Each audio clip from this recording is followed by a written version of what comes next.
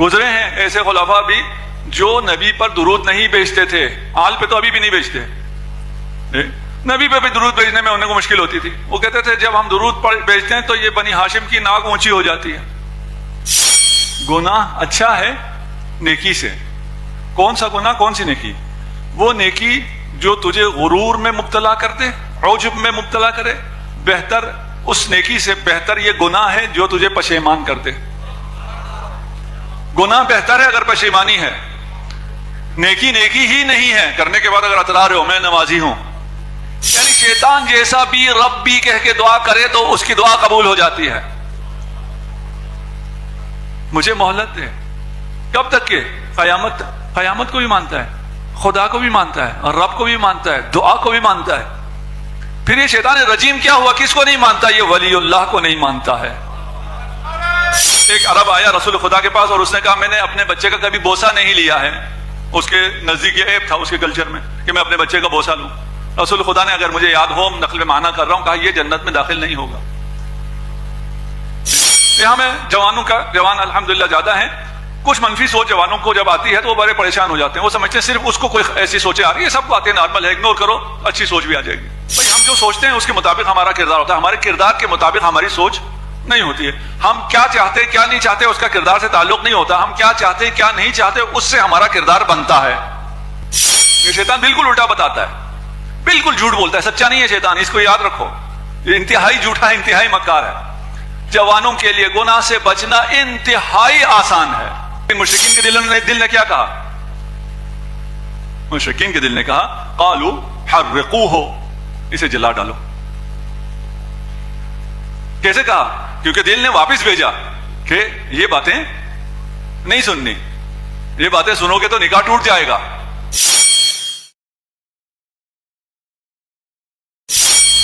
ابھی میں نے ارادہ کیا کہ میں نماز اول وقت پڑھوں گا، میں روزانہ قرآن کی تلاوت کروں گا، لیکن کچھ دنوں بعد میں پھر واپس اپنے روٹین پہ چلا جاؤں گا۔ مجھ میں یہ معنویت جو ابھی ہے، یہ عزم اور یہ جوش جو ابھی ہے وہ بعد میں نہیں رہے گا، اس لیے ابھی بھی چھوڑ دیتے ہیں۔ اگر ہمیشہ رہ سکتا ہو تو پھر تو فائدہ ہے، چند دنوں کے لیے اگر ہے تو اس کا کوئی فائدہ نہیں ہے۔ یہ جو جذبہ ابھر رہا ہوتا ہے اس جذبے کو اس قسم کی باتیں دبا بھی دیتی ہیں۔ اور کچھ جوان ہمارے پاس آتے بھی ہیں، پریشان ہوتے ہیں، کہتے ہیں میں بہت اچھا ہو جاتا ہوں پھر میں برا ہو جاتا ہوں، پھر میں بھول جاتا ہوں، پھر میں غفلت کا شکار ہو جاتا ہوں۔ تو یہ کوئی مجھ سے بہت بڑا گناہ ہوا ہے، کیا ہوا ہے جس کی وجہ سے میری یہ حالت ہے؟ تو یہ ایک نیچرل فینومینا ہے۔ آپ روز نہاتے ہیں، روز دوبارہ نہانا پڑتا ہے۔ ایسا نہیں ہوتا آپ کہ ابھی تو میں نہا رہا ہوں، اگر میں نے ہمیشہ صاف رہنا ہوتا تو میں نہا لوں گا، اگر میں پھر گندا ہو جاؤں گا تو پھر مجھے نہانے کی کیا ضرورت ہے؟ بھائی انسان ایک اس سٹیج پہ، یعنی جو فرش عذاب پہ آ کے جس مرحلے پہ آپ پہنچے ہوئے، ہمیشہ اس مرحلے پہ تو نہیں رہ سکتے۔ آپ کا اتار چڑھاؤ ہوتا رہے گا، یہ چیزیں اوپر نیچے ہوتی رہیں گی۔ اسے سمجھنے کی ضرورت ہے۔ اسے شیطان کو اس جہت سے آپ کے اوپر حملہ ور نہیں ہونا چاہیے۔ جوانوں اور بچوں کے لیے کہہ رہا ہوں صلوات پڑھ دیں محمد و آل محمد۔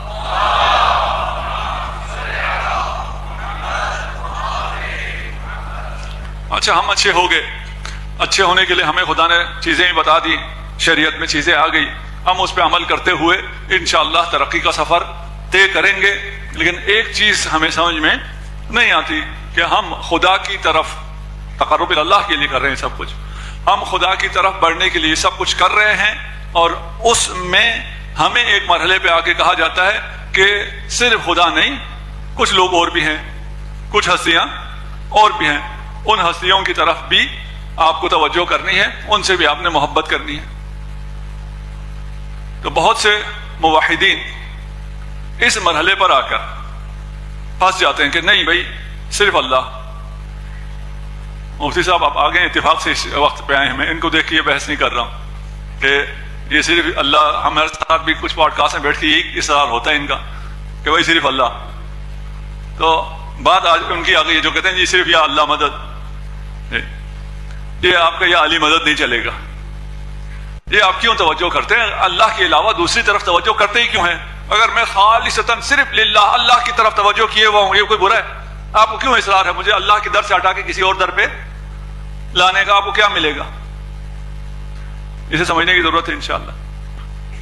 مسئلہ یہ ہے کہ ہمارے لیے ہم جو عبادت کرتے ہیں اس عبادت میں سب سے بہتر جگہ کون سی ہے؟ سب سے برتر جگہ سجدہ. جب آپ اپنی پیشانی خاک پہ رکھتے ہیں، سجدہ کسی غیر اللہ کو نہیں ہو سکتا، رکوع بھی کسی غیر اللہ کو نہیں ہو سکتا. ہمارے کلچر میں زیادہ جھک کے ملنے کا وہ ہے، کلچر ہے یہ ہمارا، سب کانٹیننٹ کا کلچر ہے، ہم زیادہ جھکتے ہیں. ہمارے جو طالب علم یہاں آتے ہیں، ہم پہلے سال میں ان کو یہ بات ضرور سمجھاتے ہیں کہ بھئی جو مرضی ہو، انسان ہے نا جو سامنے آپ جس سے مل رہے ہیں، اتنا نہ جھکو جتنا رکوع میں جھکا جاتا ہے. احترام کرو، سینے پہ ہاتھ رکھو، سر تھوڑا سا جھکا لو، جو بھی احترام کے طریقے ہیں وہ کرو، لیکن اتنا نہ جھکو کہ یہ شائبہ ہو کہ یہ حالت رکوع تک آ گیا. ہم اللہ کی عبادت کے لیے تیار ہیں، اللہ کی پرستش کے لیے تیار ہیں. اللہ کے علاوہ کسی اور کے لیے ہم پہ بوجھ ہوتا ہے تھوڑا سا. جن پہ بوجھ ہوتا ہے ان کو نہیں کہہ رہا ہوں. کیا ضرورت ہے بھئی؟ بہت ہو گیا. آپ لوگ کہتے ہیں یہ وسیلہ ہیں اہل بیت اللہ تک پہنچانے کے، تو چلیں اگر ہم ڈائریکٹ پہنچ گئے پھر ہمیں کیا ضرورت ہے؟ پھر تو کوئی ضرورت نہیں ہے. اللہ شاہرہ کے حیات سے بھی زیادہ نزدیک ہے. خود کہتے ہیں ادعونی استجب لکم، مجھے پکارو میں جواب دوں گا. واسطے کی کوئی ضرورت نہیں ہے، وسیلے کی کوئی ضرورت نہیں ہے. عبودیت کیا ہے یہ سمجھنا ہے. امیر المومنین ارشاد فرماتے ہیں کہ وہ گناہ اچھا ہے اس نیکی سے، گناہ اچھا ہے نیکی سے. کون سا گناہ، کون سی نیکی؟ وہ نیکی جو تجھے غرور میں مبتلا کر دے، عجب میں مبتلا کرے. بہتر اس نیکی سے بہتر یہ گناہ ہے جو تجھے پشیمان کر دے. گناہ بہتر ہے اگر پشیمانی ہے، نیکی نیکی ہی نہیں ہے. کرنے کے بعد اگر اترا رہے ہو میں نمازی ہوں، وہ نیکی ہی نہیں ہے. کیوں؟ اس میں کیا ہے؟ یہ نماز نہیں، یہ بندگی نہیں ہے. یہ گناہ کے بعد پچھتانا بندگی ہے. خدا کو بندگی چاہیے، خدا کو عبودیت چاہیے. اب میرے اندر جو تکبر ہے وہ تکبر مجھے اجازت نہیں دیتا ہے کہ میں کسی کی عبادت کروں. لیکن اللہ اتنا عظیم ہے کہ اللہ کے سامنے تو میں جھک سکتا ہوں. تکبر ہے لیکن اللہ کے سامنے اس تکبر کو چھپا سکتا ہوں. وہ بھی اللہ ہے نا، آپ کا خالق ہے. وہ اس تکبر کو نکال کے دیکھتا ہے اس میں تکبر ابھی تک ہے یا نہیں. یہ مطلق عبودیت پہ آ گیا ہے. اس تکبر کو کہاں سے کشف کرے گا؟ وہ شیطان جس نے 6000 سال عبادت کی. کیسی عبادت کی؟ 6000 سال. ایسی عبادت کی کہ جنات میں سے ہوتے ہوئے فرشتوں کے مقام پر پہنچ گیا. خطاب سجدے کا کس کو آیا تھا؟ جنوں کو کہا گیا تھا سجدہ کرو، ملائکہ کو کہا گیا تھا. شیطان نے کہا، جب اللہ نے کہا تو نے کیوں سجدہ نہیں کیا؟ اس نے کہہ سکتا تھا نا میں تو کوئی ملائکہ تھوڑی ہوں، آپ نے ملائکہ سے کہا تھا سجدہ کرو، میں تو جن ہوں. نہ شیطان نے یہ کہا نہ خدا نے یہ کہا کہ چلو تو نے سجدہ نہیں کیا تو کوئی بات نہیں، میں نے تو ملائکہ سے کہا تھا. وہ خطاب جو جبرائیل کو ہو رہا ہے، میکائیل کو ہو رہا ہے، اس خطاب میں شیطان اتنا بلند ہو گیا کہ شامل ہو گیا ہے. 6000 سال کی عبادت ہے لیکن وہ تکبر ابھی مخفی ہے. ابھی بندہ پورا بندہ خدا کا نہیں ہے. وہ تکبر کب آیا ہوگا؟ جب اسی شیطان سے کہا جائے گا میری عبادت تو نے 6000 سال کر لی ہے، اب اس بندے کو ذرا سجدہ کر. وہ کیا کہے گا؟ انا خیر من، میں اسے کیوں؟ یہ جو کسی انسان کو رکھا گیا ہے اور آپ سے کہا جا رہا ہے کہ اگر اللہ کو راضی کرنا ہے تو اہل بیت سے محبت کرنی ہے. گزرے ہیں ایسے خلفاء بھی جو نبی پر درود نہیں بھیجتے تھے. آل پہ تو ابھی بھی نہیں بھیجتے، نبی پہ بھی درود بھیجنے میں انہیں کو مشکل ہوتی تھی. وہ کہتے تھے جب ہم درود بھیجتے ہیں تو یہ بنی ہاشم کی ناک اونچی ہو جاتی ہے. ان کا غرور اجازت نہیں دیتا تھا. تو یہ جو بندہ واسطہ ہے، انسان درمیان میں اللہ اور آپ کے درمیان واسطہ ہے، یہ اس لیے ہے کہ دیکھیں یہ میرا بندہ ہے بھی یا نہیں ہے. وَإِلَّا شیطان کے ایمان میں کوئی کمی نہیں ہے. آپ اگر 6000 سال عبادت کریں کوئی گناہ نہ کریں، شیطان کے نام عمل میں جب اسے خطاب ہوا تھا سجدہ کر، کوئی گناہ نہیں تھا. 6,000 سال کی عبادت تھی. اگر آپ 6,000 سال بغیر گناہ کے عبادت کریں تو آپ شیطان کے 0 پوائنٹ پر ہیں. رب انظرنی الی یوم یبعثون. ربی کون ہے؟ شیطان کہہ رہا ہے ربی، میرے رب. مانتا ہے رب کو. یہ بھی پتا ہے دعا کس سے کرنی ہے، دعا کا سلیقہ بھی آتا ہے. دعا سے پہلے ربی آپ کے لیے بھی ہے. اگر آپ دعا سے پہلے ربی کہیں گے وہ دعا قبول ہوتی ہے. خدا کو اگر ربی کہا جائے، اور خدا کو یہ بہت پسند ہے، ربی بہت پسند ہے. کبھی عرض کروں گا، کچھ جگہ شاید کہا ہوا بھی ہے میں نے، روایت اہل بیت میں ہے. یعنی شیطان جیسا بھی ربی کہہ کے دعا کرے تو اس کی دعا قبول ہو جاتی ہے. مجھے مہلت دے. کب تک کہ قیامت تک. قیامت کو بھی مانتا ہے، خدا کو بھی مانتا ہے، اور رب کو بھی مانتا ہے، دعا کو بھی مانتا ہے. پھر یہ شیطان رجیم کیا ہوا؟ کس کو نہیں مانتا؟ یہ ولی اللہ کو نہیں مانتا ہے. یہ بہت اہم ہے. امامت، خلافت بہت اہم ہے. یہ ہمارے حساب سے تو یہ اصول دین میں ہے، یعنی یہ اصول دین میں ہے ہمارے لیے. لیکن جو امامت کا قائل نہ ہو وہ کافر نہیں ہے ہماری نظر میں. اس لیے کہ اب مفتی صاحب سے پوچھ لوں، ان سے تو نہیں پوچھ سکتے، ابھی نہیں تو مائک دینا پڑے گا، پھر یہ واپس نہیں دیں گے. اور چلیے ابھی آگے چلتے ہیں. امامت یا اصول دین میں ہے یا نہیں ہے؟ اگر اصول دین میں ہے، یعنی دین کی انتہائی اہم بات ہے امامت، جو کہ سارے مسلمان مانتے ہیں. کچھ احادیث ایسی ہیں جن کو اگر سمجھا جائے تو سارے مسلمان مانتے ہیں. اگر نہ سمجھا جائے، صرف اس طوطے کی طرح احادیث کو پڑھا جائے تو سمجھا نہ جائے تو پھر نہیں مانتے. امامت یا اصول دین میں ہے یا نہیں ہے؟ اگر ہے تو خدا نے کیوں کچھ نہیں کہا اس بارے میں؟ یہ تو نہیں ہو سکتا اصول دین میں ہو اور خدا نے کچھ نہ کہا ہو، یعنی من جانب اللہ کوئی ہدایت نہ ہو، امام کا تعین نہ ہو. اور اگر اصول دین میں نہیں ہے، اہم نہیں ہے، تو پھر آپ اتنے حساس کیوں ہیں؟ اہل سنت ہمارے بھائی بہت حساس ہے نا اس پہ کہ اس کو کیوں مانتے ہو، کیوں نہیں مانتے، یہ کیوں کرتے ہو. بھائی یہ تو کوئی چیز ہے ہی نہیں، اہم ہے ہی نہیں، پھر حساسیت بھی نہیں ہونی چاہیے. واپس اپنی بحث پہ آ جاتے ہیں. ایک صرف ہمیں یہ مشکل تھی اس مقدمے سے، میں نے صرف ایک بات عرض کرنی تھی، وہ اس مجلس کے آخر میں اس کو رکھوں گا تو آپ کو پتہ چلے گا یہ مقدمہ میں نے کیوں پیش کیا. اسے سمجھنے کے بعد اب ہم ترقی کے راستے پہ ہیں. انسان 3 ڈائمینشنل ہے، بہت سے ڈائمینشنز ہیں. ابھی جس سفر میں ہم نے 3 ڈائمینشنز کو دیکھنا ہے، ہم ان کی بات کر رہے ہیں. ایک بینش ہے، تفکر ہے، انٹلیکٹ ہے. آپ سوچتے ہیں، آپ چیزوں کو دیکھتے ہیں، ان کے بارے میں فکر کرتے ہیں، تفکر کرتے ہیں. ایک آپ کا یہ آپ کا بعد ہے، ڈائمینشن ہے.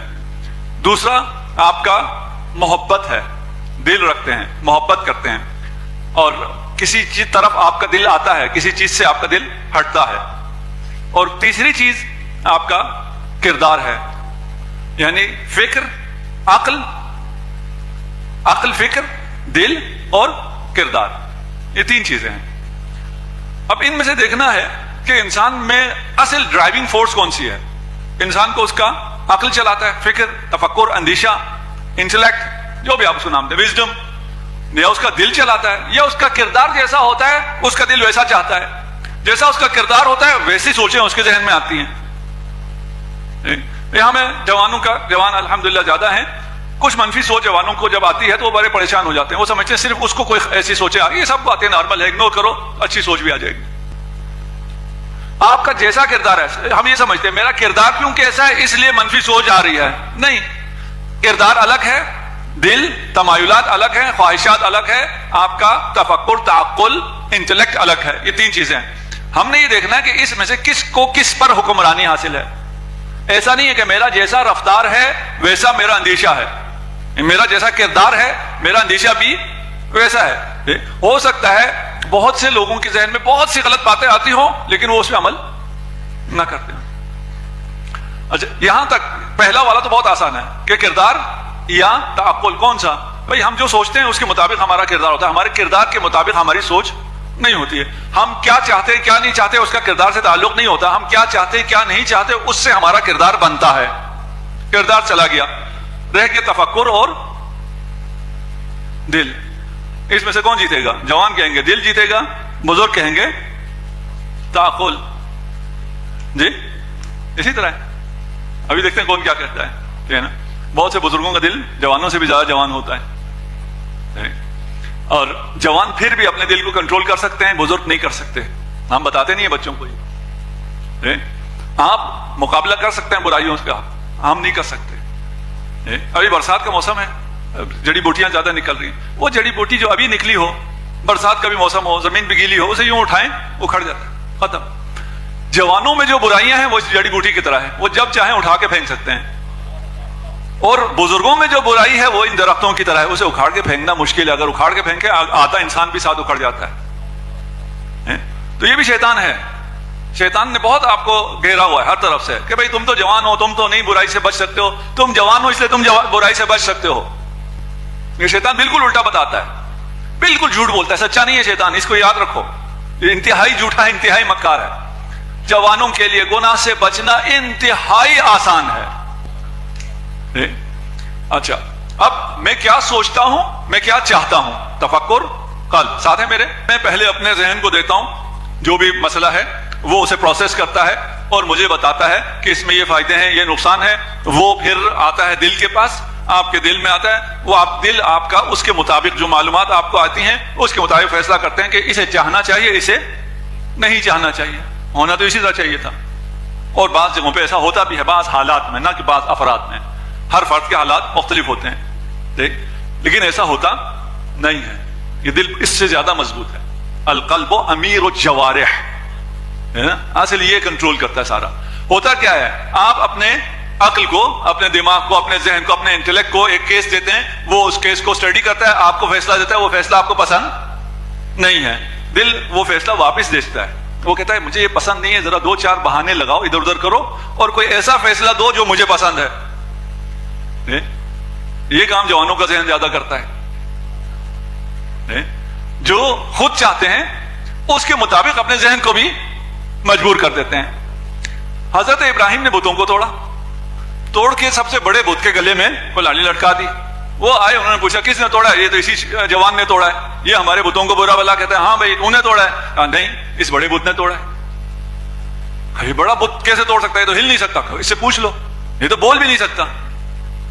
इसे क्या मतलब है? ये सारा डेटा उन मुशरिकीन के जहन में भी जा रहा है ना, कि हम ऐसे की इबादत कर रहे हैं जो ना बोल सकता है, ना अपना दिफा कर सकता है, ना हिल सकता है, जो कुछ भी नहीं कर सकता।